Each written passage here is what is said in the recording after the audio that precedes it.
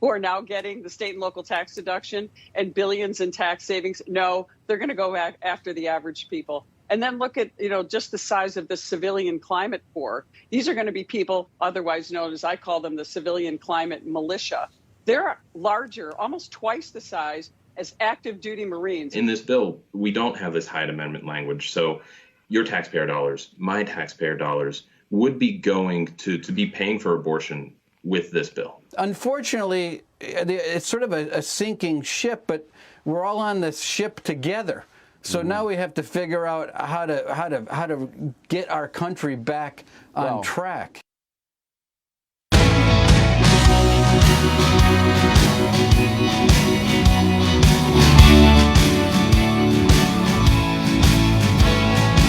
All right, welcome back to Secular. We are taking your phone calls to 1-800-684-3110. So, listen, Build Back Better gets passed in the U.S. House. Now, the surprise there was that actually the moderates and the progressives were able to come together. As Stan said, the moderates had their excuse for what they were going to vote for, and they didn't mind the fact that it's going to actually cost billions of dollars after they got the CBO report. That's what they were holding out for.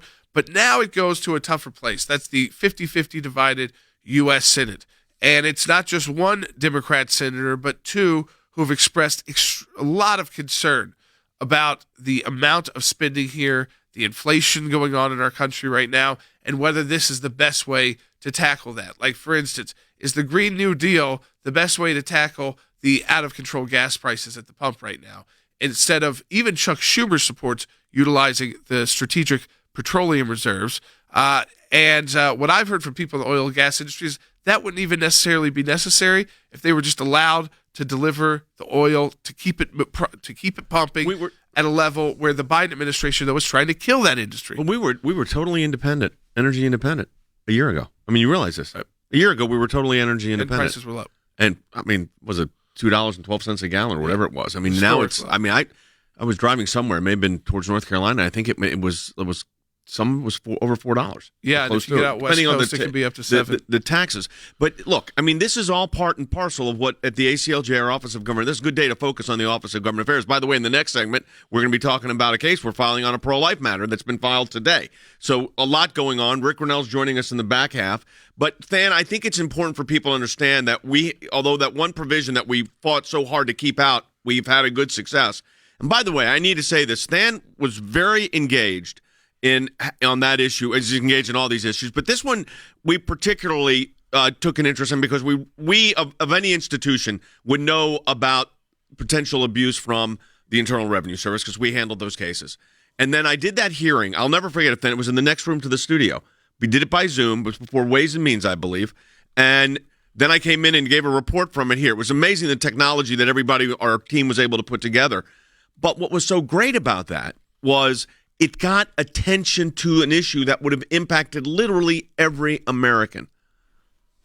Yeah, it's why we paid so much attention to this, Jay. It was going to impact the lives of literally every American. And look, Democrats were never going to call an official hearing on this. So what the minority members of the Ways and Means Committee did is they got with you and they said, look, let's bring attention to this matter. Maybe we can get it stripped out of this bill. Look, there's going to be a lot of other things in this bill that are going to need to be focused on, but we've got to get this one out because otherwise we'll be giving authority to an agency like the IRS, who we know will target conservatives, who we know will target Christians. We've got to make sure that it's scrubbed. I'm sure that was a very full day on your end, Jay. But look, at the end of the day, it was successful. That provision came out.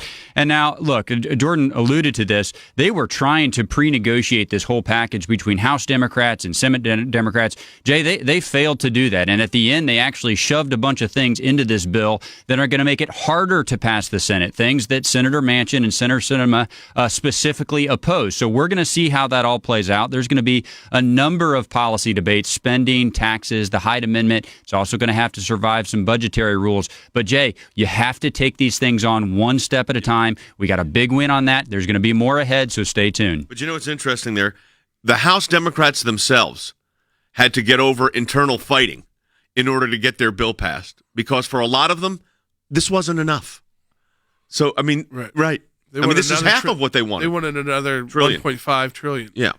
Now, I think, let me do this real quick. For our Facebook audience, I know that most of you are listening on radio and Sirius XM, but for those who watch the broadcast through different channels, Facebook had a little delay through their server. It wasn't your computer. It wasn't our computers, just through their server.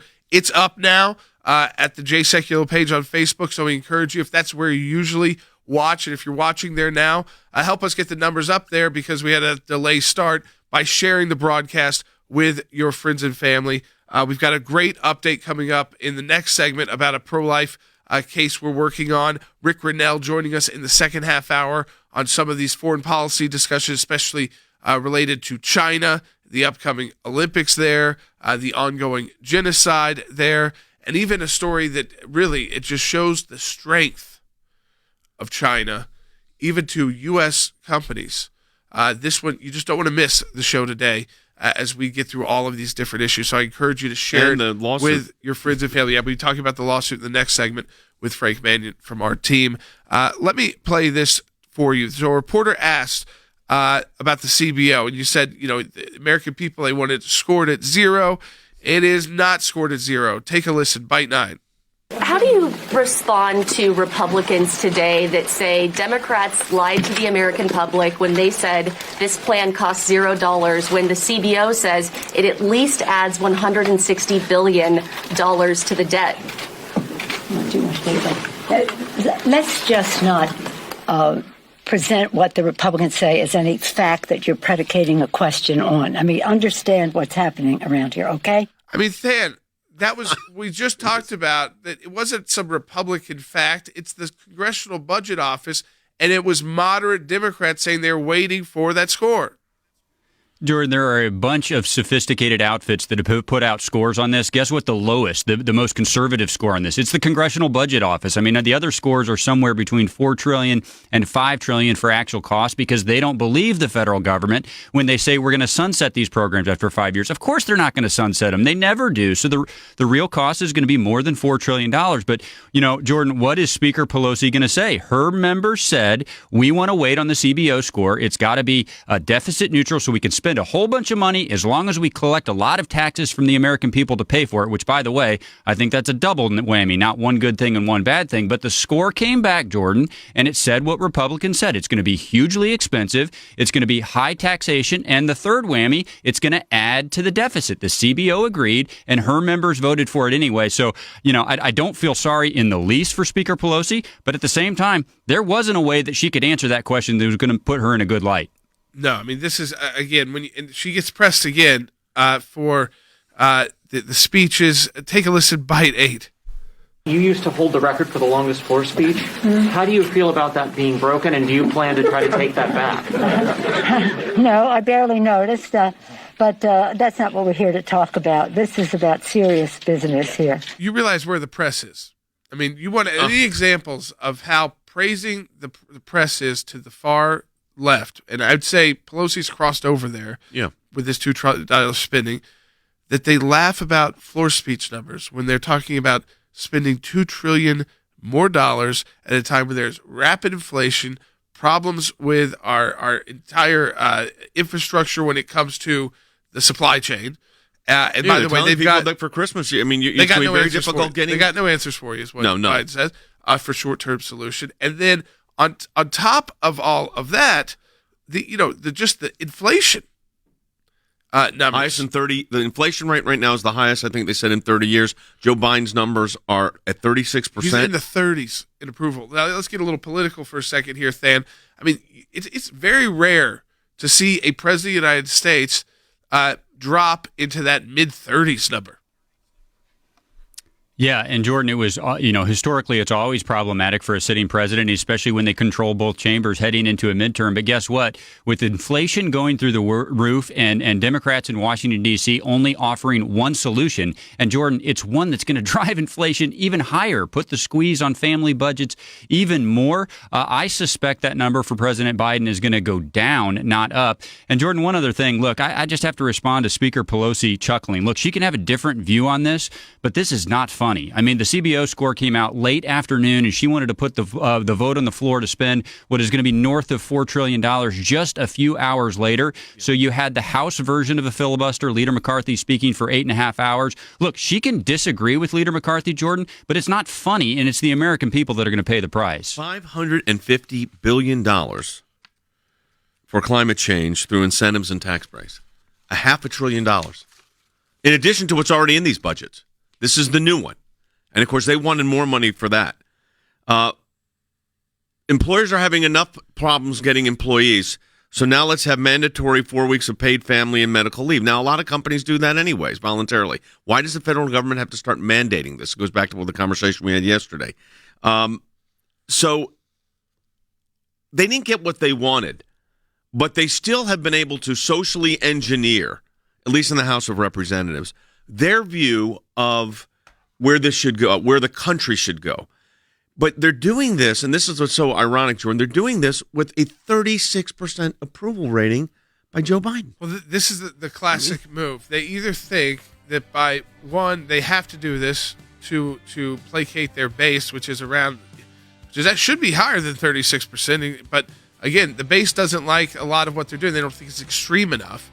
And they don't like what's going to happen in the Senate to this, which is likely it doesn't ever pass, or it's cut apart and taken apart, and then it goes back to the House and the war begins again. But they are falling into that direct trap of pushing legislation the American people don't want, that some people in their own party don't even want. And this happened to President Obama. Vice President Biden should remember what happens when you do this before midterm elections. The states that become the races that go into play are all over the country. I mean, we're not just talking about purple states anymore. It's everywhere. Thanks to your support of the ACLJ, we have had many victories. The report is coming out. It shows that not only did Tea Party groups get more scrutiny, but so did a host of other conservative groups. It was something that no one could believe our government was even capable of doing, and now they were admitting it. It's one of the most significant wins in the ACLJ's history. To take on the IRS and win for the ACLJ, life has always been a top issue. Barbara, I am here at this site because there are thousands of people and millions across America that say abortion's murder. When you're fighting for the life of the unborn, you're on the right side of history, you're on the right side of law. These are young people in their 20s and 30s that are doing this, are fighting for life to beat back the abortion juggernaut. It's very important that we remain hopeful that the courts that the Trump administration was able to impact will give us good rulings that are based in law and sound reasoning. This is one of the social issues we're winning. There are historians that point out that religious persecution is at its highest level since the first 3 centuries when the Roman Empire led religious persecution. A Mid-State pastor's family is fighting to bring him home. We are getting my husband after 7.5 months.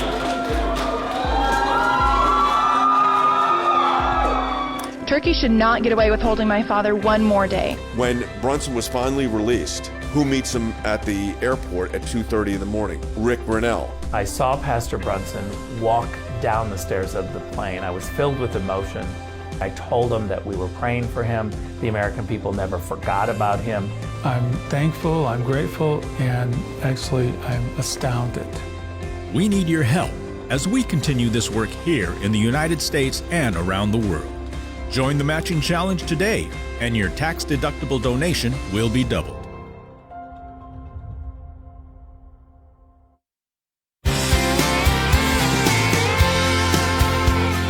So last year we told you about the city of Louisville, a failed attempt to crack down on pro-life sidewalk counselors, tried to use the COVID pandemic as cover. And then that did not ultimately go into the law. Then they didn't pass that. But the new city council, which has a different political balance, took up the buffer zone measure again this year. And this year's version of the ordinance makes no mention of the public health emergency.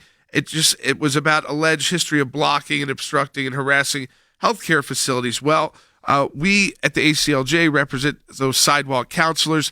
Our senior counsel, Frank Mannion, joining us now because we have filed a lawsuit in federal court or in Kentucky, And Dad, this is again, this is core ACLJ. Core ACLJ going back. Yes. You fought at the Supreme Court, and Multiple we're right back times. here fighting at the district court. You know, I just was going to say, as we have Frank come on here, you know, we were just talking about something at the national level where we worked hard to get a piece of legislation in the Democratic House modified so that it would take out the ability of the IRS to, you know, spy on, you know, and get access to every American's records if you had more than $800 in transactions. Initially, it was $600 in a single transaction. We got that out. We got to watch what they'll do regulatory. But then also at the same time we're doing that, we've got our lawyers like our senior counsel Frank Mannion and his team filing federal case in the Western District of Kentucky on an issue that's front and center for the ACLJ, and that is pro-life counseling outside of abortion clinics. Frank, tell us about the case.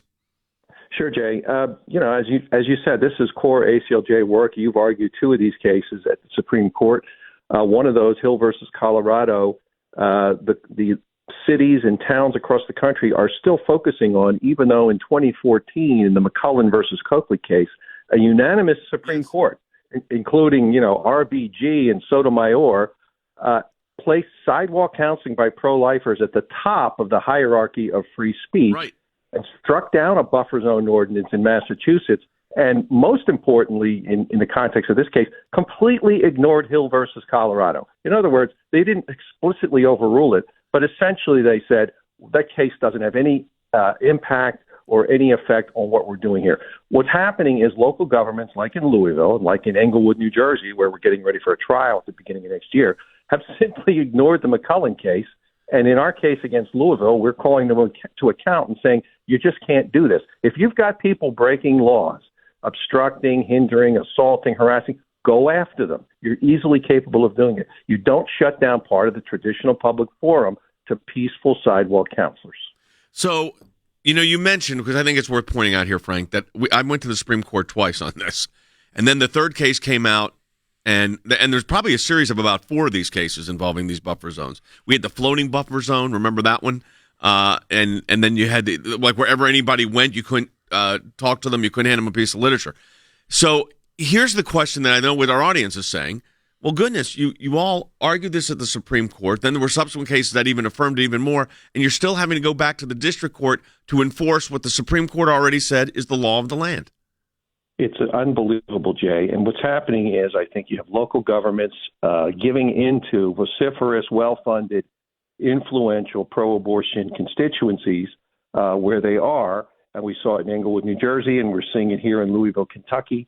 And they're just ignoring what the Supreme Court said in McCullen. It's just amazing. We shake our heads and think this was a unanimous Supreme Court decision in an abortion case that went our way. That has never, ever happened. And so they just pretend it didn't happen. And they go back to the Hill case and to other cases that we've easily distinguished. And that's why we're hopeful that either we're going to get our preliminary injunction, we filed that motion today, or we're going to get this up to the Sixth Circuit, and we've got one going up into the Third Circuit too. And, you know, the way I see this, Jay, is this is going to be the chance for you to get back to the Supreme Court and finally have them drive the stake in the heart of the constitutional ghoul that is Hill versus Colorado. Yeah, could you imagine? Finally, I mean, it was like before 30 years later, Frank. Exactly. I think I was 35 when I argued that thing. I'm 65. It's like, you know, it's like Groundhog's Day. It keeps coming back around. Exactly. Pat Monahan and I have been arguing these cases. You know how long now? Since 1985. Yeah. And I know you were doing those, Frank, back in the 80s. Exactly. So if my math is correct, what is that, 37 years? I don't even want to think about it. We look the same.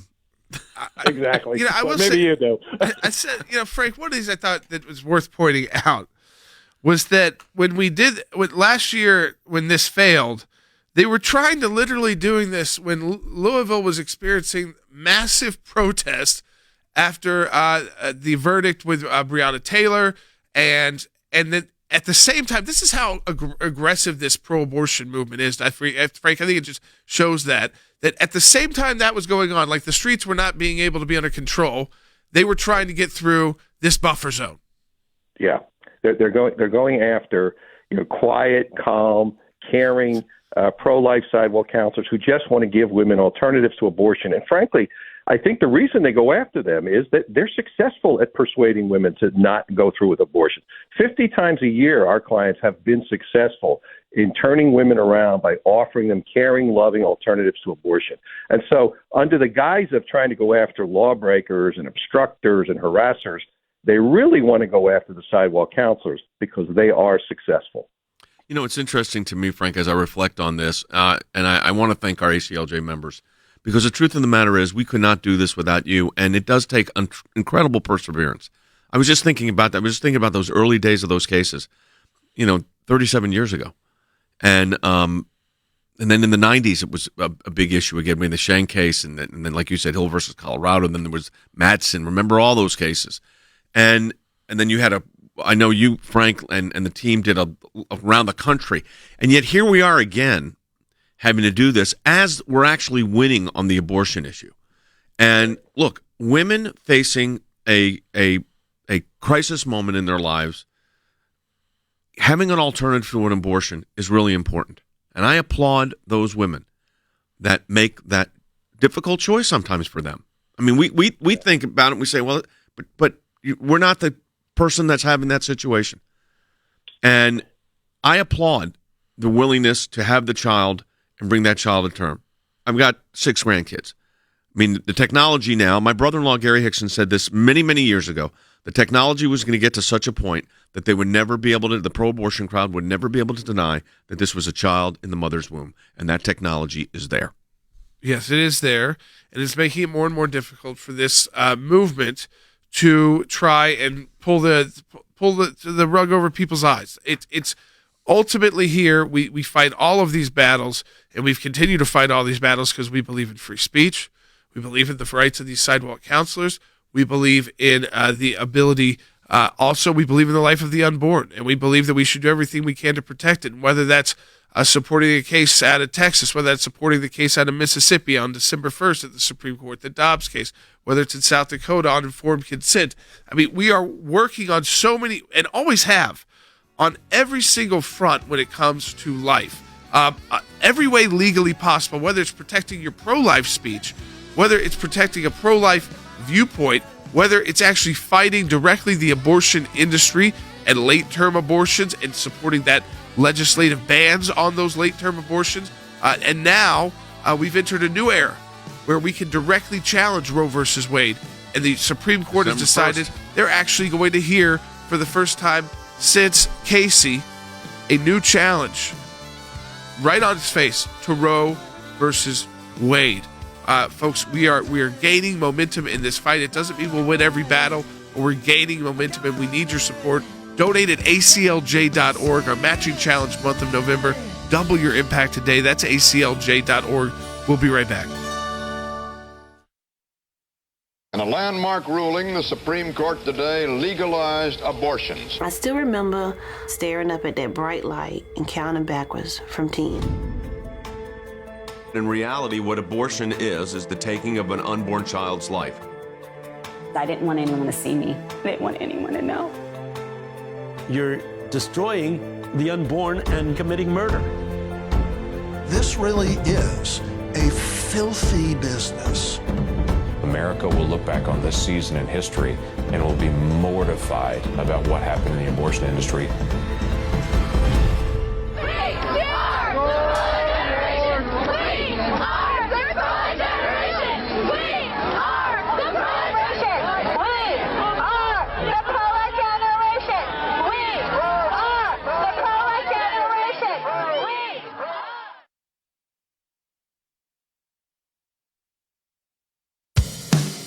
Keeping you informed and engaged, now more than ever. This is Seculo. And now your host, Jordan Seculo. All right, welcome back to Seculo. So far already on the broadcast today, we've broken down what the House was able to pass last night, this Build Back Better plan, $2 trillion. CBO, which was on the lower side of how much this would cost, said it's in the over $100 billion it's going to cost. Some estimates have it like at $800 billion. But I want to go back real quick to Than on this, because Than, it's a major power grab for the IRS. We have been able to remove the provisions for the IRS to be able to just go right into your bank account without having to get a court order. For first, they wanted it for $600 worth of transactions. That got nixed. Then it was $10,000 in aggregate, which is basically the same thing because over a year, most people, if you are in the IRS system paying taxes, taking in any kind of income, you've got that amount of transactions over a year. That was taken out, but the power grab by the IRS. So I think it's important to point out, Dan, they're getting $80 billion new dollars. That is not that far off from their yearly budget right now. It's almost as if we are doubling the size of the IRS if this were to pass the Senate, and we're adding 87,000 new enforcement agents. And we've heard from the administration they think that even though they couldn't get those provisions in to get into everybody's bank accounts, they're going to try to do it through regulation. We say if that ever becomes law, this Build Back Better plan, and they try to do that through regulation, we will fight it, and we're pledging to do that right now.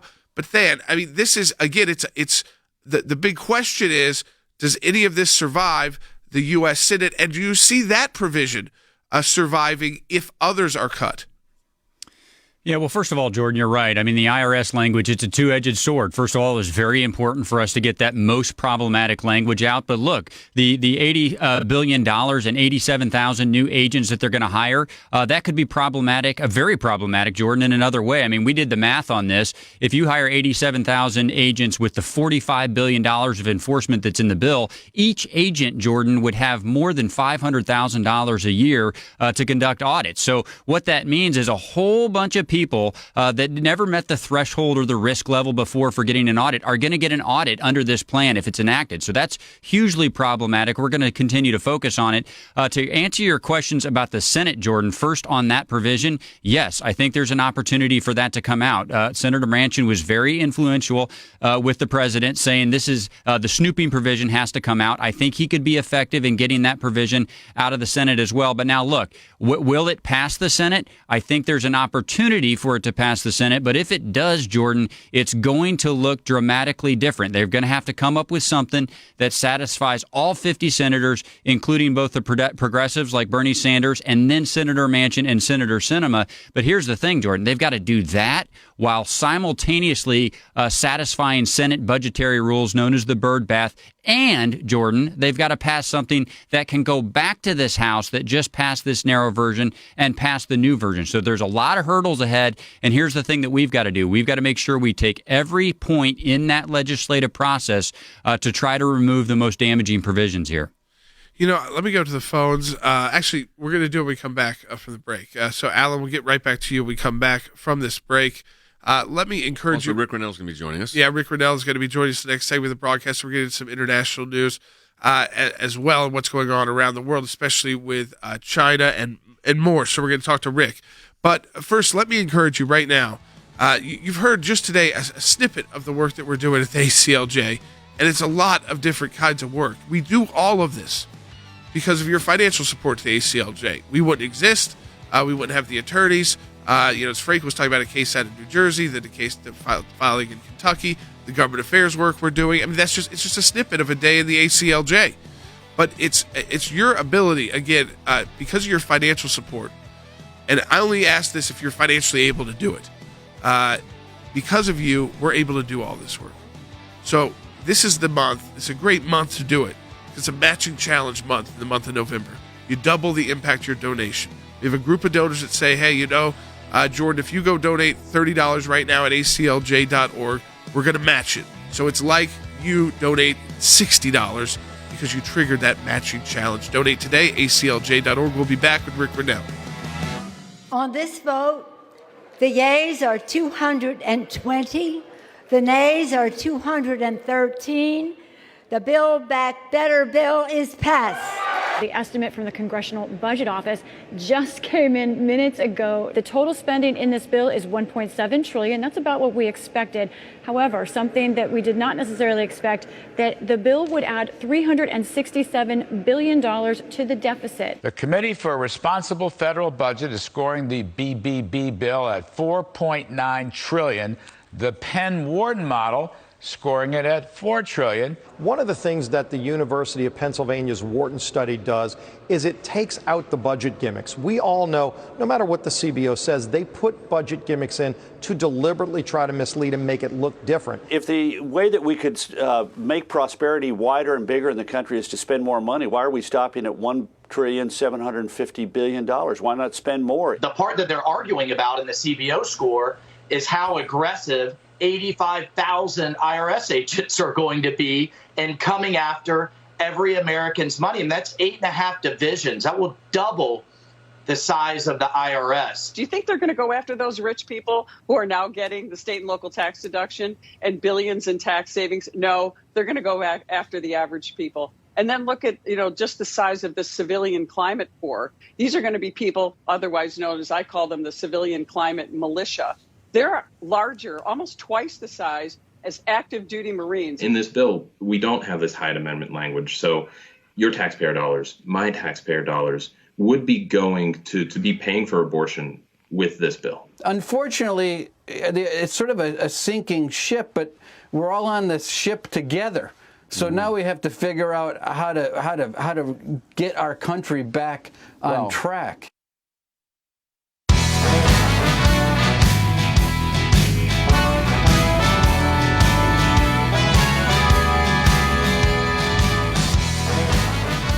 All right, welcome back to Secular. We are joined by our senior advisor for foreign policy and national security, Rick Grenell, to talk about a host of issues.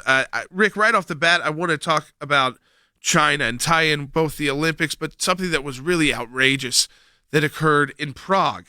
The Marriott Hotel in Prague refused to host a Uyghur Muslim conference, citing political neutrality.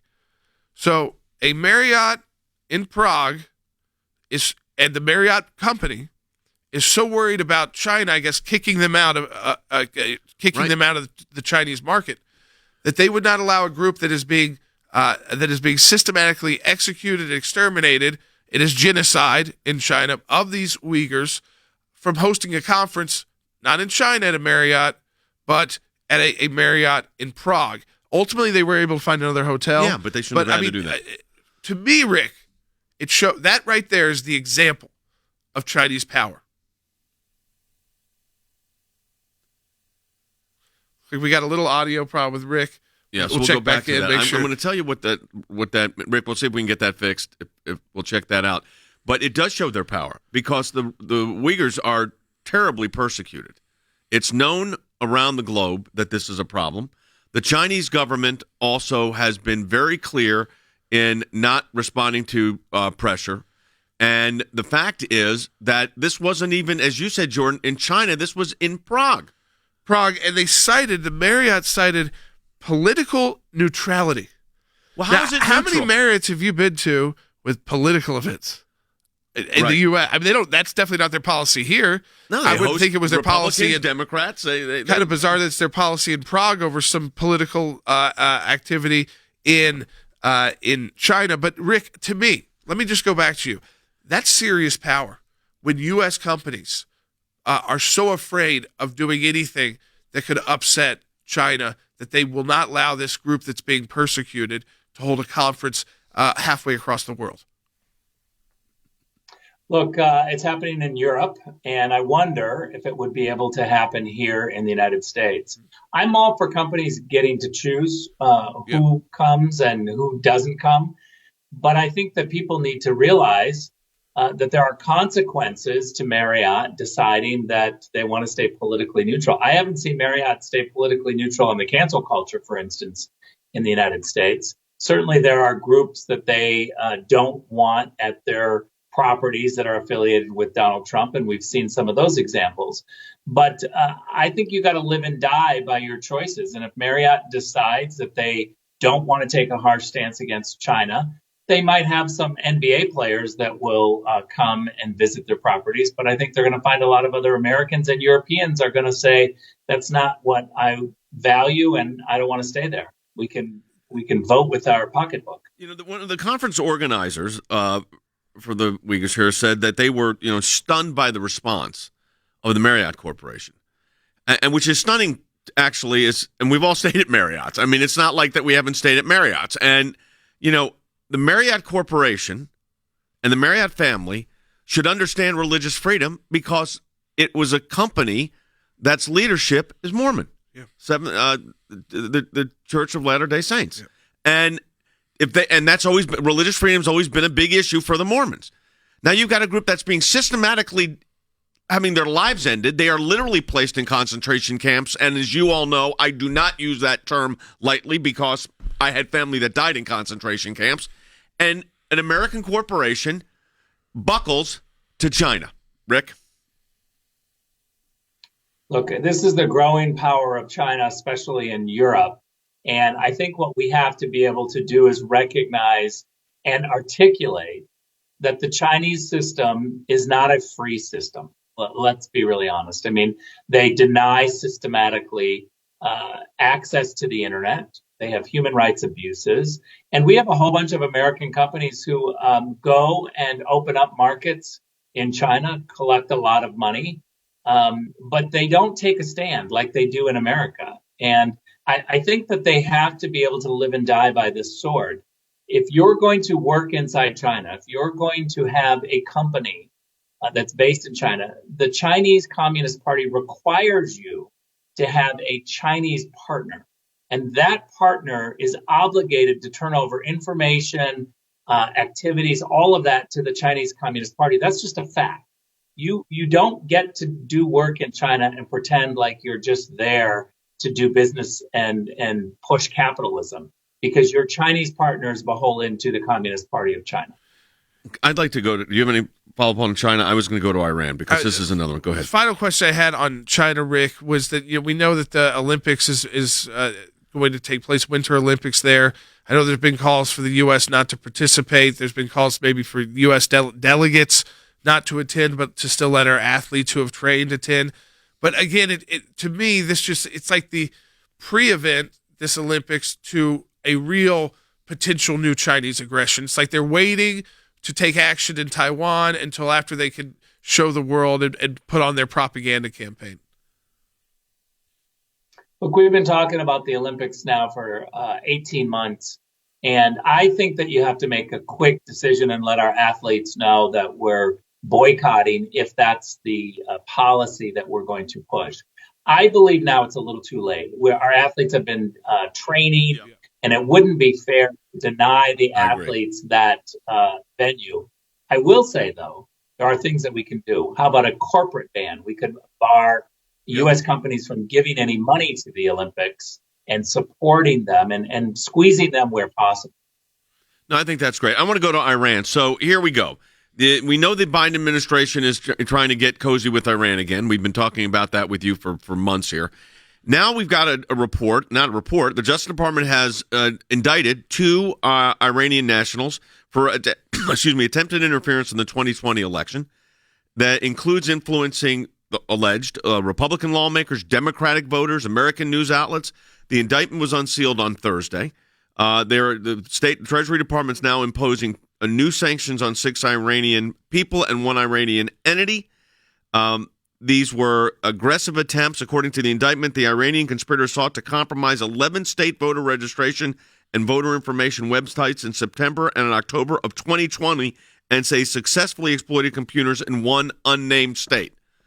Now, no special counsels on all of this, but they did indict him. Good for them. But this all comes while the Biden administration is begging at the table to get a deal with Iran. Look, this is the hypocrisy of Washington, D.C., because what we heard during the Russia collusion hoax was a blanket punishment of Russia, no doing business because of the misinformation and propaganda campaigns that they were pushing. Now we see an aggressive Iranian regime activity, and there's all but silence from the implications of what that means for our policy. If we're going to be consistent, then we should shut down any negotiations on the nuclear deal to punish the Iranian regime for their manipulation of the American election. Yeah. We need to be consistent here. And the problem is that Washington, D.C. has only one standard, and it's a double standard. But here's the two men were charged, Rick, and we only got 2 minutes here, accused of obtaining confidential voter information from at least one state's election website, getting data on more than 100,000 voters. The state was not identified in the indictment, but 100,000 voters' information was compromised by the Iranians while the Biden administration is sitting there trying to have negotiations with them.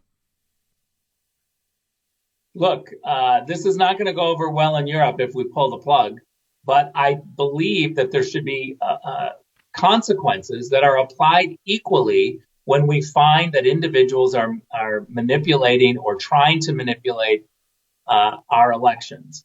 Clearly, this is the case, and the silence is deafening from Washington, D.C. We need to be able to have State Department types, John Kerry, Anthony Blinken, and all of the others who are trying to push negotiations with Iran to look at these issues and to be able to say there is a reaction from Americans because of your activities trying to influence our election. Let's be fair and let's apply the standard across the board. Rick, it's always great to have you on the broadcast. We appreciate your insight, your input. And again, as always, let me just encourage people. The reason why we've got people like Rick Grenell, former acting director of national intelligence, think about the issues we just talked about with him globally, and people like Secretary Pompeo. It's because your financial support to the American Center for Law and Justice. We're able to continue to increase our team, the expertise of our team as well. And yes, we talk a lot, with them on the broadcast, but I'll tell you, there's a lot of work that they do behind the scenes as well, Rick and Mike, that you don't see. I'm be on a call with Rick on Monday with a team of our lawyers from Europe on a potentially major matter. That's, again, something we can't talk about on radio yet. So they're not just here to talk, but they are part of the team, support our work.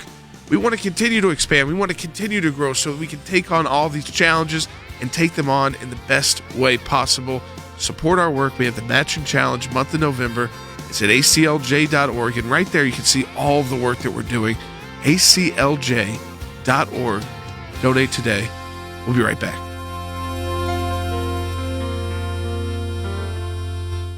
Build Back Better is fully paid for. It reduces the deficit. It's fully paid for. Fully paid. It does not increase the deficit 1 single cent. The CBO estimates the bill will add $367 billion to the deficit over the next 10 years. I think most Americans are saying, Build Back Better. Look, man, just put it back the way you found it, okay? Other sources that look at this in a realistic fashion say, first of all, it's not a $1.75 trillion bill. It's anywhere between $4.5 to $5 trillion, depending on their source. They're using phony baloney accounting. They're creating all these new programs. They say, oh, but these are going to only last for 4 or 5 years. When you know this, Bill, once you create a government program, it's almost impossible to get rid of it. If the way to gain prosperity is to spend our way to it, why not spend more? Look, this is based on a fraud. It is an expansion of the welfare state, not an expansion of the prosperity state. Inflation affects 100% of us. And we know that people across the country are feeling this everywhere. Gas is more expensive. Thanksgiving dinner is going to be more expensive. We are not talking economics. We're talking about a large government, a big state that oversees all of us, that they know better than all of us. 87,000 IRS agents. Larry, who has asked you or any of them? I've never gotten a phone call of people going, please put 87,000 more IRS agents out there looking into people's bank accounts. They do not care about what's going on with working families and fixed income seniors. They only care about the agenda first, second, and third, and then they will lie to you and tell you that it's going to be the best thing for you. We always talk about this as an economic thing. This is more about control. This is more about big government, and this is an effort to take the welfare society and move it up into the middle class.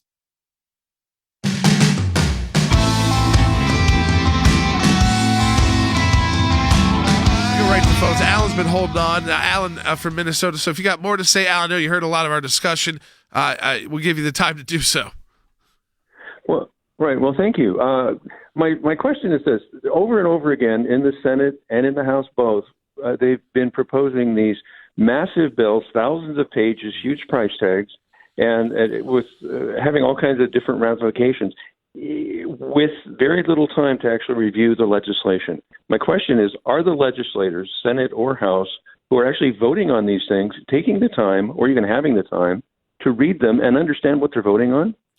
I want to go to Thad on this because, Thad, I want to kind of explain it through two ways. I think, one, a lot of them rely on their conference. So you rely on the Democratic conference to kind of walk you through. But you've worked on Capitol Hill. Are there offices that do put, I mean, sometimes it'd be impossible for one person in the time that they have, but offices that put together a group and then go through it? They do the right thing? There are offices that try to do that, Jordan. There are also coalitions of offices. They kind of band together and break it up and try to read through it. But look, I mean, I'll just answer Alan's question as honestly as I can. It would be physically impossible, even in a combined capacity like that, to have read this bill that they passed yesterday in its final form, Jordan, in the time that was afforded to them. And here's why.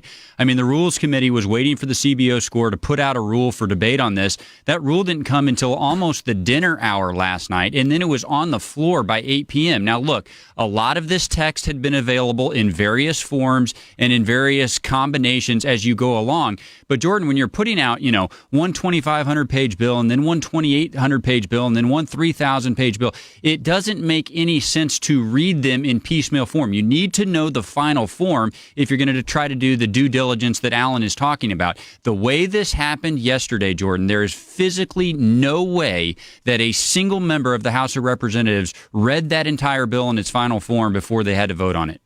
So I mean, there you go, Alan. It's that no single person could do it. There are offices that try and do the right thing. I mean, so I think that there are members and their staffs who try to do the right thing, but ultimately here, the way that this has been played, especially by Democrats since the Affordable Care Act, is find out what's in it after you pass it. And Nancy Pelosi said that about this bill. She said, ultimately, the American people will like it once they figure out what's in it. I mean, it's the same kind of statement. Yeah, so it's interesting. Ken on Facebook said it looks like Erdogan, because we didn't get a chance to talk about that, in Turkey, who's the economy is once again in real trouble, won't make it through the next election because of the economy. Will this cause more destabilization in the region? He is a destabilizing force in the region, to be quite frank, and I'm glad, Ken, you brought this up. We have a lot of expertise in Turkey. We've written a book on Turkey called Burning Bridges, and that's exactly what the Turkish regime has done. They have burned bridges. They were a bridge to Europe. They are no longer that. They Islamicized. They were a country that was under Ataturk was very secular in its approach. There was more religious freedom then, and the Jewish community in Turkey is pretty much gone. The Christian community is down to literally 3,000. This was one of the central places of Christendom. The Orthodox Church is headquarters is in Constantinople, but yet Erdogan, who continues to put pressure on his people, is trying to manipulate the own economy. This time, though, it backfired. Yeah. The question is, does that cause more destabilization in the region? And I think Erdogan gone would actually be more of a stabilizing force, depending on who's behind him. Yes, I always like to say, what I want to do more, because I've seen these news reports pop up really in the last day or two, and it's about the Turkish lira just taking a dive, even though they've been making cuts, trying to cut the rate by just 1%, and it's lost a third of its value since March. So imagine if your dollar bill has lost a third of its value throughout the world too. We're not just talking about inflation. We're talking about what it is if you tried to trade it for a different kind of currency, or if you were buying goods at one rate. Well, now it's cost a third more. So this could be a serious challenge to a strongman who appeared to be setting himself up for kind of the Putin-style leader for life situation. But as my dad cautioned, let me always caution on these issues involving Turkey and anywhere in that region of the world. What now we have to do is look at who would be likely successors to Erdogan. Some would probably be bad. Some would probably be great. Who actually has the best chance?